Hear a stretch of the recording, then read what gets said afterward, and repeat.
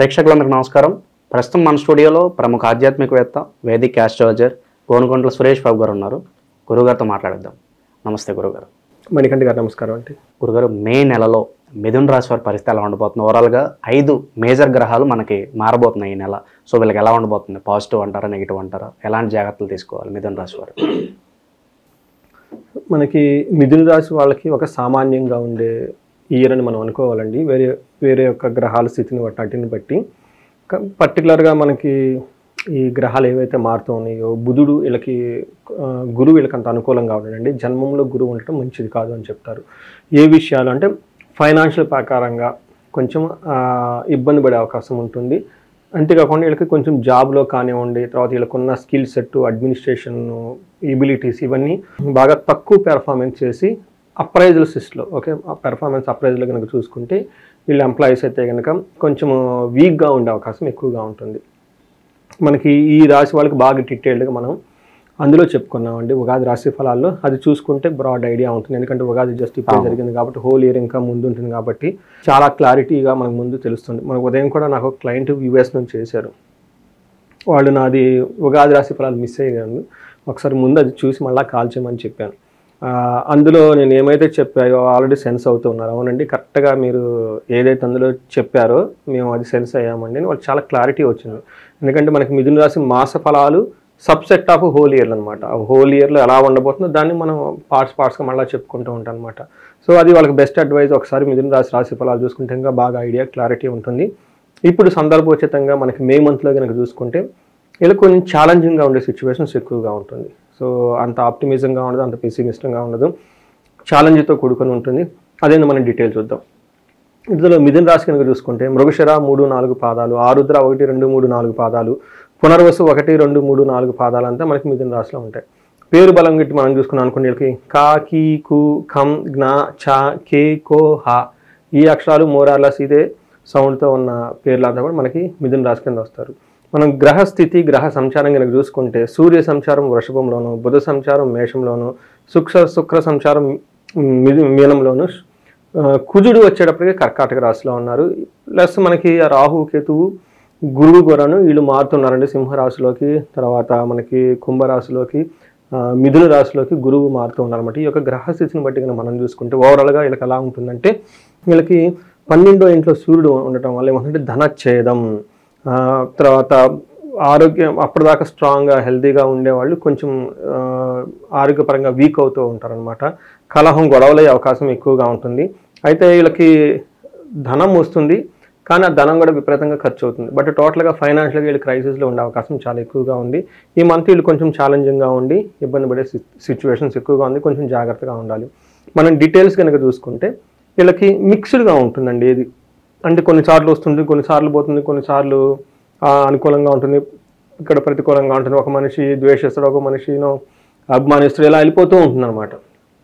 ఒక roller coaster అంటారు చూడండి, అప్స్ అండ్ డౌన్స్ ఎక్కువగా బాగా ఫేస్ చేస్తూ ఉంటారు. ఏ విధంగా అంటే వీళ్ళు సూర్యుడు 12వ ఇంట్లో ఉండి 6వ ఇంట్లో దృష్టి చూడటం వల్ల సూర్యుడు కొంత అనుకూలంగా కొంత ప్రతికూలత పరిస్థితులను క్రియేట్ చేస్తూ ఉన్నారు. ఎక్కడ అనుకూలంగా ఉంటుందంటే వీళ్ళకి 12వ ఇంట్లో ఉండటం వల్ల స్వస్థాన నాశనం చైవ బంధురోగ ధన వ్యయ ప్రాణ పర్యంతమాపత్తిం రవమానం వ్యయే రవో అని చెప్తారు. సో ఇది కనుక మనం చూసుకుంటే స్వస్థాన నాశనం చైవ మన మహర్షులు థీరీగా సూత్రాల రూపంలో చెప్పారు. రెండోది బంధురోగ ధన వ్యయం, తర్వాత ప్రాణ పర్యంతమాపత్తిం రవమానం వ్యయే రవు అని చెప్తారు. రియల్ టైం కేసు కనుక మనం చూసుకుంటే నాకు ఒక కాల్ యూఎస్ నుంచి వచ్చింది. వాళ్ళకి జాబ్ వచ్చింది, వెరీ హ్యాపీ. రెండోది జాబ్ రాగానే వాళ్ళకి ప్రాజెక్ట్లో కూర్చోబెట్టాలి. అప్పుడు ఆ జాబ్ సెక్యూరిటీ, ఆ ప్రాజెక్ట్లో అసైన్ చేయలేదు అనుకోండి వాళ్ళకి ఇన్సెక్యూరిటీని. జాబ్ వచ్చినందుకు ఆనందం, ఏం ఎక్స్పెక్ట్ చేస్తారు, ఇమీడియట్గా వాళ్ళ జాబ్ ఒక ప్రాజెక్ట్లో కూర్చుంటారు, హ్యాపీగా వెళ్ళిపోతుంది అనుకుంటారు. ఆ ప్రాజెక్ట్కి అసైన్ చేయకపోతే ఐటీలో ఎనీ టైం వాళ్ళు బయటకు రావచ్చు. సో ఇక్కడ ఏమైందంటే స్వస్థాన నాశనం చేయవా, జాబ్ వచ్చింది అది హ్యాపీ, కానీ దాని యొక్క ఉపయోగం లేకుండా పోయింది. ఇలా లేదంటే కొంతమంది ఆల్రెడీ బాగా ఎస్టాబ్లిష్ మంచి జాబ్లో పెర్ఫార్మెన్స్ చాలా చక్కగా చేస్తూ ఉంటారు. వాళ్ళకి వచ్చేటప్పటికి ఆ ప్రాజెక్ట్ అయిపోవటము, లేదంటే ఇంకో కొత్త అసైన్మెంట్ రావటము, లేదంటే ఎక్కడి నుంచి వేరే చోట ట్రాన్స్ఫర్ చేయటము, ఇలా ఇబ్బందులతో కూడే విధంగా వాళ్ళకు ఉంటుంది. తర్వాత బంధు రోగ ధన వ్యయం, బంధువులకి ఇలా తెలిసిన వాళ్ళకి ఎవరికైనా కనుక హెల్త్ బాగోలేక తదనంగా ధనం విపరీతంగా ఖర్చు అవుతుంది. అంతేకాకుండా ప్రాణ పర్యంతం ఆపత్తి అవమానం వ్యయే, వీళ్ళకి ఇన్సల్టింగ్గా ఫీల్ అవుతూ ఉంటారు. అంతే కదండి, జాబ్లో సరిగ్గా లేకపోతే ఇన్సల్ట్గా ఫీల్ అయిపోతూ ఉంటారు. ప్రాణం పోతుందేమో, అసలు ఉంటామా మనం వెళ్తామా అన్న ఒక సందిగ్ధతకు వచ్చేస్తుందండి. చూడండి, ఆ కాలు మనకి యూఎస్ నుంచి వచ్చింది. యూఎస్లో ఈ ట్రంప్ అది ఇది రకరకాల గొడవలు నడుస్తుంది, ఉంటామో లేదో. చూడండి, ఇది ప్రాణం పోతుంది. ఎక్కడి నుంచి ఎన్నో రోజులు కష్టపడి మనం ఇక్కడ దాకా చేరుకున్నాం. జాబ్ కూడా వచ్చింది, కానీ అందులో మనకి సాటిస్ఫాక్షన్ లేదు. ఈ టైప్ సిచ్యువేషన్స్ రియల్ టైంలో వాళ్ళకి అనుగుణంగా చాలా జరుగుతూ ఉంటాయి. ఒక ఎగ్జాంపుల్ నాకు వచ్చిన రియల్ టైం కేస్ స్టడీ, దీన్ని కోరిలేట్ చేస్తే ఎలా జరిగింది అనేది నేను మీకు చెప్తున్నాను అనమాట. అంటే ఇలా వాళ్ళు ఉన్న పరిస్థితులను బట్టి వాళ్ళ ప్లేస్లో ఇలా జరిగే అవకాశం ఎక్కువగా ఉంటుంది. 6వ ఇంట్లో దృష్టి ఉండటం వల్ల శత్రువులు బాధ వీళ్ళకు ఉండదు. తర్వాత ఆరోగ్యంగా కూడా చాలా స్ట్రాంగ్గా ఉంటారు. అంటే వీళ్ళకి శత్రువులు అనే వాళ్ళు ఉండరు, ఆరోగ్యం కూడా చాలా స్ట్రాంగ్గా ఉంటారు. ఇది సూర్యుడు మిక్స్డ్ రిజల్ట్ తీసుకొస్తాడని మనం చెప్పుకోవాలి. అయితే కుజుడు వీళ్ళకి అంత సపోర్టివ్గా లేరు, కొంచెం ఇబ్బంది పెట్టే పరిస్థితుల్లో ఉన్నారు. వీళ్ళు కూడాను మనకి 2nd హౌస్లో ఉన్నారు. తద్వారా ఏమవుతుందంటేనండి, దేహం బలం తగ్గటం, తర్వాత చేపట్టిన పని నాశనం కావటం, ఆగిపోవటం, కఠినంగా మాట్లాడటం, ధన నష్టం, విపరీతంగా ధనం నష్టం అవుతుంది. కఠినంగా కూడా మాట్లాడాలి, కోపం వచ్చేస్తుంది అనమాట. 5వ ఇంట్లో దృష్టి ఉండటం వల్ల ఏమవుతుంది, అకాల భోజనం, పాప పనులు చేయాలని ఆలోచించడం, ఈ సంతానం వలక మనస్తాపాలు ఇవన్నీ జరిగే అవకాశం ఎక్కువగా ఉంటుంది. 9వ ఇంట్లో కూడా దృష్టి ఉండటంతో స్థాన భ్రష్టత్వం, ఇక్కడ కూడా వీళ్ళకి ప్రొఫెషనల్ రిలేటెడ్ మ్యాటర్స్లో ఇబ్బంది కలిగే అవకాశం ఎక్కువగా ఉంటుంది. వృధా ప్రయాణాలు కనుక చేస్తే చాలా వృధాగా ఉంటాయి. దాంట్లో వీళ్ళకి బెనిఫిట్ ఏముండదని మనకు చెప్తూ ఉందండి. అయితే శుక్రుడు వీళ్ళకి 10th హౌస్లో ఉండి 4వ ఇంట్లో ఉండి చూడటం వల్ల ఇది కూడా వీళ్ళకి మిక్స్డ్ రిజల్ట్ అని మనం చెప్పుకోవాలి. వీళ్ళకి ప్రొఫెషనల్ మ్యాటర్స్లో అగైన్ వీళ్ళకి ప్రొఫెషనల్లో బాగా ప్రాబ్లం ఖచ్చితంగా వచ్చే అవకాశం ఎక్కువగా ఉంటుందండి. అది బిజినెస్ కానివ్వండి, మరి సాఫ్ట్వేర్ కానీ, ఇలాంటి ఎంప్లాయ్మెంట్ కానివ్వండి, అంటే ఏ విధంగా కనుక బిజినెస్లో కొంచెం వీళ్ళకి ప్రాబ్లమ్స్ క్రియేట్ చేసే అవకాశం ఎక్కువగా ఉంది. కేర్ఫుల్గా ఉండడం చాలా పెట్టిన ఇన్వెస్ట్మెంట్ తిరిగి రాక ఏదైనా అవ్వచ్చు అంటారా? ఏదైనా కానివ్వండి ప్రొఫెషన్లో వాళ్ళకంతా హ్యాపీగా ఉండదు, చాలా అప్స్ అండ్ డౌన్స్ కూడుకొని ఛాలెంజింగ్గా ఉంటుంది. తర్వాత 10వ ఇంట్లో శుక్రుడు ఉండటం వల్ల ఏమని చెప్తారంటే వ్యకులం చైవ, ఓకే, నిస్సత్వం, మర్ధానాశనం, రిపో భయం, శ్రీ సౌఖ్య హాని మాప్నోతి, దశమస్తే భవేత్ శుక్రో అని మనకేమని చెప్తుంటే వ్యకులం అంటే ఏదో ఒకటి మనసులో బాధ కలిగే సిచ్యువేషన్స్ ఎక్కువ ఉంటాయి. నిస్సత్వం అంటే శరీరంలో బలం తగ్గిపోవటము, అర్ధనాశనం, ధనం అనేది అతిగా ఖర్చు చేసుకుంటే ఎక్కువగా ఉండటం, శత్రు బాధలు కూడా ఉంటాయి. వీటితో పాటు శ్రీ సౌఖ్య హాని, శుక్రుడు వచ్చినప్పుడు స్త్రీలకు రిప్రజెంటేషన్ చేస్తారు కాబట్టి వీళ్ళ సరౌండింగ్లో ఉన్న స్త్రీలు వీళ్ళకి కొంచెం ఇబ్బందులు పెట్టే సిచ్యువేషన్స్ ఎక్కువగా ఉంటాయి. ఇన్ కేస్ స్త్రీలు అయితే కనుక వాళ్ళ చుట్టూ ఉన్న పురుషులకు ఇబ్బంది పెట్టే సిచ్యువేషన్స్ ఎక్కువగా ఉంటాయి, వైస్ వర్సా ఉంటుంది.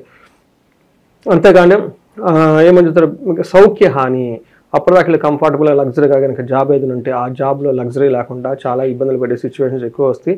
ఇవన్నీ మనకి శుక్రుడు దశమంలో ఉండటం వల్ల కలిగే ఫలితాలని చెప్పుకోవాలి.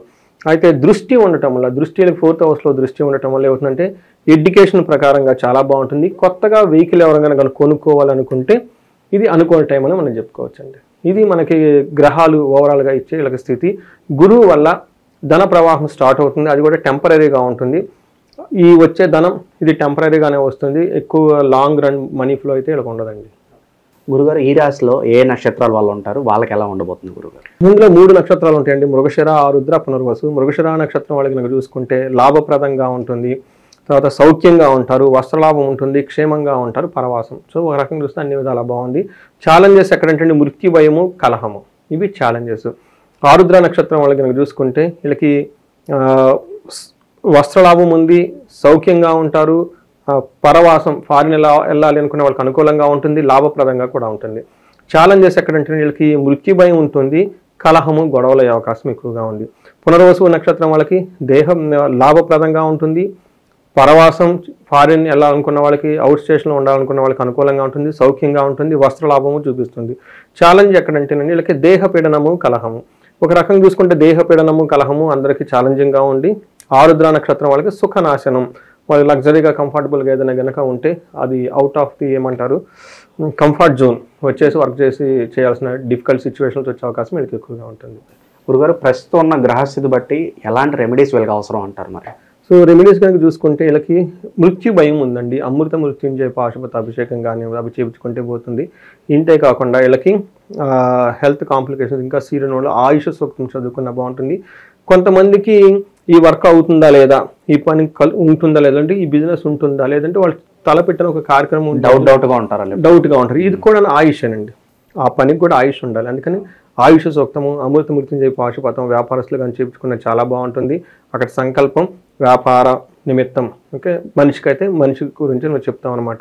అలానే కలహము మరణం కూడా చూపిస్తుంది. గొడవలు అయ్యే అవకాశం ఎక్కువగా ఉంటుంది. చిన్న చిన్న గొడవలు అయితే దుర్గా సప్తాహంలోకి చదువుకుంటే సుబ్రహ్మణ్యేశ్వర స్వామి ఆరాధన చేస్తే సరిపోతుంది. ఇన్ కేసు పెద్దదిగా సీరియస్గా ఉంటే వీళ్ళకి చండీ హోమం చేసుకుంటే చాలా బాగుంటుంది. మన్యు పాశుపత అభిషేకము, చండీ హోమం ఈ రెండు చేస్తే చాలా బాగుంటుంది. ఇలాంటి కనుక ఎవరైనా సిచ్యువేషన్స్ ఫేస్ చేస్తూ ఉంటే. బట్ మిగతా అన్ని విషయాలు సౌఖ్యంగా క్షేమంగా అంతా బాగున్నారు కాబట్టి ఇంతవరకు చేస్తే సరిపోతుంది. వాళ్ళు కందులు 1 కేజీ దానం చేసినా, కందిపప్పు దానం చేసినా కానీ బాగుంటుందండి వీళ్ళకి. మిథున రాశి వాళ్ళకి ఓవరాల్గా మే నెలలో ఎలా ఉంటుంది, ఎలాంటి జాగ్రత్తలు తీసుకోవాలి, చాలా బాగా వివరించారు గురుగారు. ధన్యవాదాలు. ధన్యవాదాలండి.